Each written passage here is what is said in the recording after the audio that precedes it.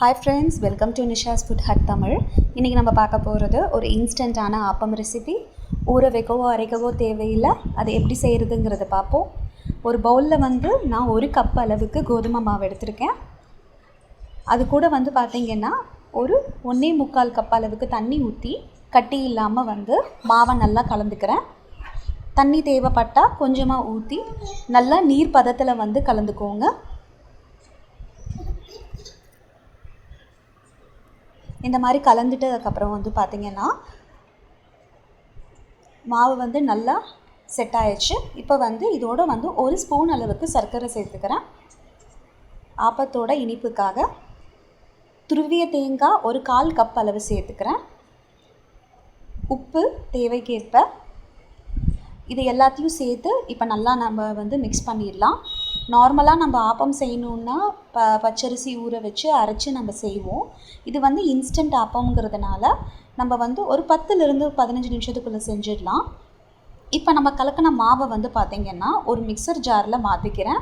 நம்ம இப்போ இந்த தேங்காய் எல்லாம் சேர்த்துருக்கிறதுனால மாவு கொஞ்சம் குருணையாக இருக்கிற மாதிரி இருக்கும். அரைச்சி எடுத்துட்டோன்னா இந்த மாதிரி மாவு நல்ல ஸ்மூத்தான மாவாக நம்மளுக்கு கிடச்சிடும். அதனால் மாவை தேங்காவோடு அரைச்சி சேர்த்துக்கோங்க. ஏன்னா மாவு நம்ம சேர்த்து அரைக்கும்போது கட்டி முட்டியமாக ஆகிறதுக்கு வாய்ப்பு நிறையா இருக்குது. இப்போ பார்த்திங்கன்னா நம்மளோட ஆப்பம் மாவு ஆல்மோஸ்ட் ரெடி. கன்சிஸ்டன்சி கொஞ்சம் நம்ம அட்ஜஸ்ட் பண்ணணுன்னா கொஞ்சம் நம்ம தேவையான தண்ணி சேர்த்துட்டு விட்டுக்கலாம்.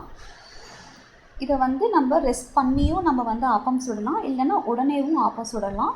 நான் ஃப்ரூட் சால்ட் யூஸ் பண்ணிக்கிறேன் ஆப்பம் சாஃப்டாக வர்றதுக்காக ஒரு 1/2 ஸ்பூன் அளவு.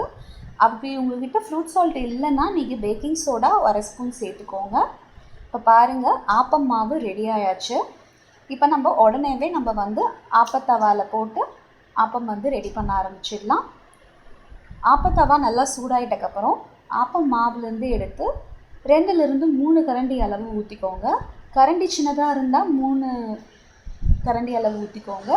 இல்லை கொஞ்சம் பெருசாக இருக்குங்கிற பட்சத்தில் 2 ஊற்றிட்டு இந்த மாதிரி நல்லா ஆப்பத்தை தடவி விட்டுக்கோங்க.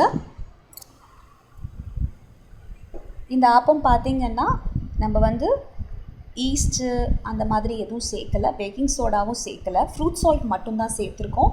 ஃப்ரூட் சால்ட் கம்மியான அளவில் தான் சேர்த்துருக்கோம். அது ஜீரணத்துக்கு கொஞ்சம் ஹெல்ப் பண்ணுங்கிறதுனால. அதை தவிர பார்த்திங்கன்னா நம்ம சேர்த்த பொருள் எல்லாமே தேங்காவாக இருக்கட்டும், மாவாக இருக்கட்டும், அது கூட சேர்த்த சர்க்கரையாக இருக்கட்டும், எல்லாம் லிமிட்டட் அமௌண்ட்டில் தான் சேர்த்துருக்கோம். இது இந்த மாதிரி ஓட்டையாக வர ஆரம்பிச்சிட்டக்கப்புறம் தான் நம்ம மூடி வச்சு வேக வைக்க போகிறோம். நிறையா பேர் ஊற்றிட்ட உடனே மூடி போட்டு வேக வைப்பாங்க. அப்படி செய்யாதீங்க. இந்த மாதிரி நல்லா ஓட்டை நல்லா விழுந்துட்டக்கப்புறம் நடுவில் மாவு வேக வைக்கிறதுக்கு இந்த மாதிரி தட்டு போட்டு நல்லா வேக வைங்க மீடியம் ஃப்ளேமில். சரியாக ஒரு 30 செகண்டுக்கு அப்புறம் ஓப்பன் பண்ணி பார்த்திங்கன்னா நம்மளோட ஆப்பம் பார்த்திங்கன்னா நல்லா சூப்பராக டெம்டிங்கான ஒரு கலரில் ரெடியாக இருக்குது. தேங்காய் சர்க்கரை இதில் சேர்த்துருக்கிறதுனாலே பார்த்திங்கன்னா நம்ம இந்த ஆப்பம் சும்மா சாப்பிட்டாலே சாப்பிட்றதுக்கு நல்லாயிருக்கும். இப்போ மிச்சம் இருக்கிற மாவில் நம்ம இதே மாதிரி ஆப்பம் செஞ்சுக்கலாம். எப்போவுமே ஆப்பம் நல்லா ஓட்ட விட்டுட்டு நடுவில் வேக வர்ற சமயத்தில் தான் நம்ம தட்டு போட்டு மூடி இந்த மாதிரி வேக வச்சு எடுக்க போகிறோம்.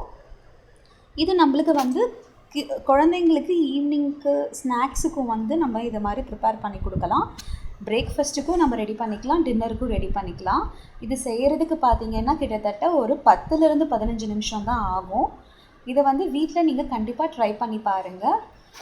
கோதுமை ஃபைபர்லேயும் டயபெட்டிஸ் பேஷண்ட்டுக்கு முக்கியமாக ஸ்டார்ச் சேர்க்கணுங்கிற பட்சத்தில் நம்ம இந்த மாதிரி பிரேக்ஃபாஸ்ட் ரெடி பண்ணி கொடுக்கலாம். இது ரொம்ப டைம் எடுக்காது செய்கிறதுக்கு. அதே சமயத்தில் நம்ம இன்ஸ்டண்ட்டாக ப்ரிப்பேர் பண்ணிடலாம் ஆப்பம். கண்டிப்பாக இதை வீட்டில் ட்ரை பண்ணி பாருங்கள். ட்ரை பண்ணி பார்த்துட்டு நிஷாஸ் ஃபுட் ஹட் தமிழ் சேனலுக்கு சப்ஸ்கிரைப் பண்ணுங்கள். பக்கத்தில் இருக்கிற பெல் ஐக்கான் கண்டிப்பாக ப்ரெஸ் பண்ணுங்கள். என்னோடய நோட்டிஃபிகேஷன்ஸ் மூலிமா என்னோடய ஃப்யூச்சர் வீடியோஸ் உங்களுக்கு கிடைக்கும். Keep in touch, stay connected, keep watching. நன்றி.